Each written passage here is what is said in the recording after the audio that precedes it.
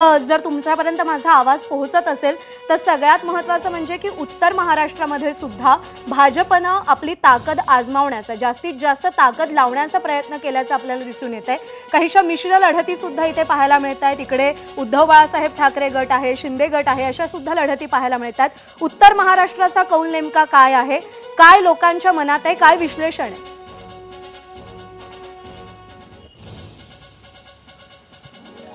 प्रज्ञा, उत्तर महाराष्ट्रामध्ये एकूण 8 जागा येतात। 2 नगर जिल्ह्यातल्या, 2 नाशिक जिल्ह्यातल्या, 2 जळगावच्या, 1 नंदुरबार आणि 1 धुळे। मागच्या पंचवार्षिकचा जर विचार केला तर 8च्या 8 जागा ह्या महायुतीकडे होत्या।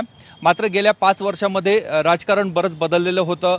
शिवसेना आणि राष्ट्रवादीमधले 2 गट पडले, त्यामुळे या संपूर्ण घटनाक्रमाचा कुठे ना कुठे या मतदानावर परिणाम बघायला मिळालेला आहे। अनेक मतदारसंघ असे होते की जिथे मतदानाची टक्केवारी देखील वाढलेली आहे, मात्र ही टक्केवारी नेमकी कोणाच्या बाजूने हा प्रामुख्याने प्रश्न आहे। जसे राष्ट्रीय मुद्दे होते, विकासाचे मुद्दे होते, त्याच पद्धतीने स्थानिक मुद्द्यांवर राजकीय फोडाफाडीवर देखील ही निवडणूक गाजलेली होती। आपल्याबरोबर नाशिकचे राजकीय विश्लेषक आहेत शैलेंद्र तनपुरे, सुधीर कावळे आणि हेमंत भोसले।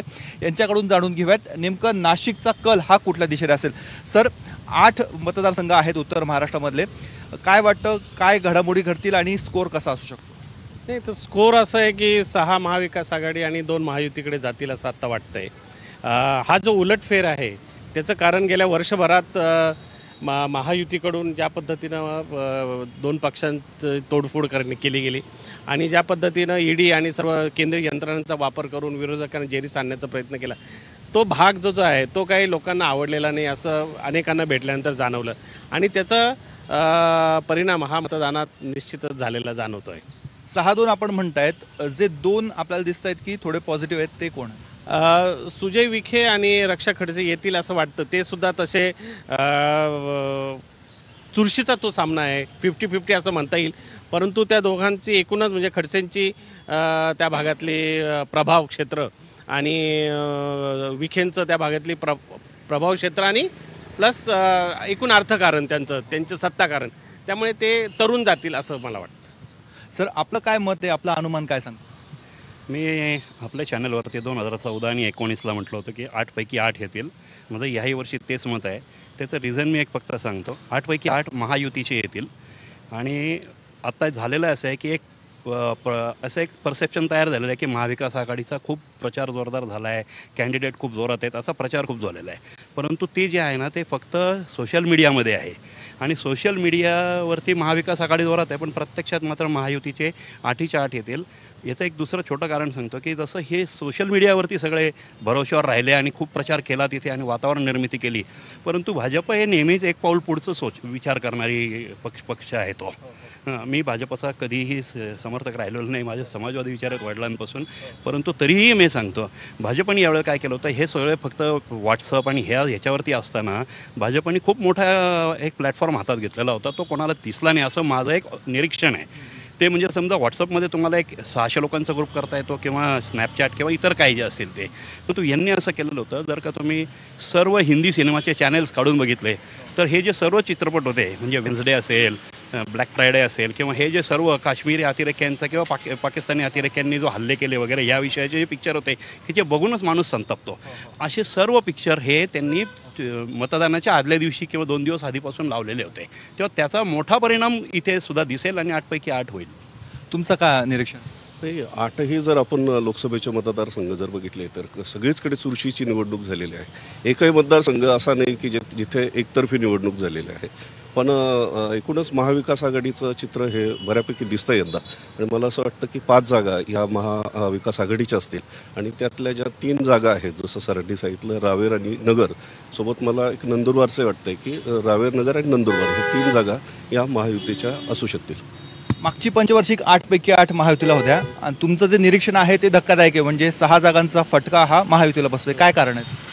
नाही, मी मग सांगितलं त्याप्रमाणे यांचे जे काही धोरणं होती विशेषतः महायुतीची, विरोधी पक्षांना त्रास देण्याची किंवा त्यांना सगळ्याच याच्यातून विस्थापित करण्याची, विरोधी पक्षमुक्त असं राजकारण, ते सर्वसामान्य जो मतदार आहे त्याला ते काय पसंत पडलेलं नाही। त्यानंतर शेतीशी निगडीत जे प्रश्न होते त्यामध्ये पूर्णतः भारतीय जनता पक्ष आणि त्यांचं सरकार फसलेलं आहे। ते आपण दिंडोरी मतदारसंघात त्याचा अनुभव घेतोय, धुळे मतदारसंघात त्याचा अनुभव घेतला अनेक गावांमध्ये भारतीय जनता पक्षाच्या उमेदवारांना लोकांनी प्रवेश करू दिलेला आहे. जर ते त्या पद्धतीनं जातात तर मला असं वाटतं की कुठेतरी मतदारांनी आपला एक निर्णय घेतलेला आहे. दुसरा आणखी एक प्रश्न, नाशिकमध्ये वाजे असतील, दिंडोरीत भास्कर भगरे असतील, यांना लोकांनी गावागावातून पैसे दिलेत. जो पैसे देतो तो मत देतो असं आपण गृहीत धरतो आणि तसं झालंय. त्यामुळे या दोन्ही तिन्ही मतदारसंघात लोकांनीच जर निवडणूक हाती घेतली असेल तर तिथं यापेक्षा वेगळा निर्णय अपेक्षित नाही असं मला वाटतं. तुम्ही जळगाव, रावेर, नंदुरबार, धुळे हा दौरा करून आलेला आहेत, काय परिस्थिती? रक्षा खडसे 100% येतील. नंदुरबारमध्ये सुद्धा हिना गावित येतील. जळगावमध्ये लोक 50-50 म्हणतायत आणि तसंच नाशिक आणि शिर्डीचंही खूप टफ फाईट होईल असं म्हणतात. फक्त मला एक छोटंसं निरीक्षण असं नोंदवायचं आहे की एकंदर जे काही मतदान कमी झालं जास्त झालं हे जे काही म्हटलं जातं ना, त्याच्यामध्ये पूर्वीची एक गोष्ट अशी होती, म्हणजे मी आता 72 पासूनच्या निवडणुका मला आठवतात, 77 पासूनच्या तर मी काम केलं आहे त्यावेळेला. तर त्या निवडणुकांमध्ये असं व्हायचं की काँग्रेसचा एक बेस ठरलेला होता. तसा तो 14 आणि 19 पासून आपल्याला दिसतं की तो बेस शिफ्ट झालेला आहे आणि 30-32% मतं हे भाजपची फिक्स झालेली आहेत. त्याच्यामुळे एकंदरीतच आपण बघतोय प्रज्ञा, 3 राजकीय विश्लेषक आपल्यासोबत आहेत. दोघांचं मत आहे महायुतीला जबरदस्त फटका उत्तर महाराष्ट्रामध्ये बसू शकतो आणि एक आहे त्यांचं मत आहे की मागच्या पंचवार्षिक प्रमाणेच 8 पैकी 8 जागा या महायुतीला मिळतील. त्यामुळे 2 दिवसांमध्ये सगळं चित्र स्पष्ट होणार आहे.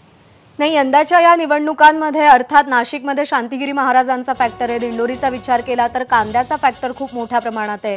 आपण गेल्या काही दिवसांपासून सातत्याने जी परिस्थिती पाहतोय की दुष्काळ सदृश परिस्थिती, भयानक दुष्काळ या संपूर्ण उत्तर महाराष्ट्राला सोसावा लागतोय आणि अर्थात या सगळ्या फॅक्टर्सचाच मतदानावरती निश्चित परिणाम झाला असेल. अर्थात निकाल काय 4 जूनला समोर येईल.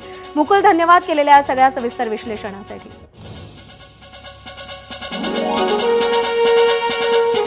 आणि या विश्लेषणामध्ये, या महा एक्झिट पोलमध्ये वेळ झाली एक छोटासा ब्रेक घेण्याची, पण ब्रेक नंतर मराठवाडा, कोकण, मुंबई या सगळ्या विभागांचं विश्लेषण, तिथल्या लोकसभा मतदारसंघांबद्दल आपल्याला जाणून घ्यायचंय.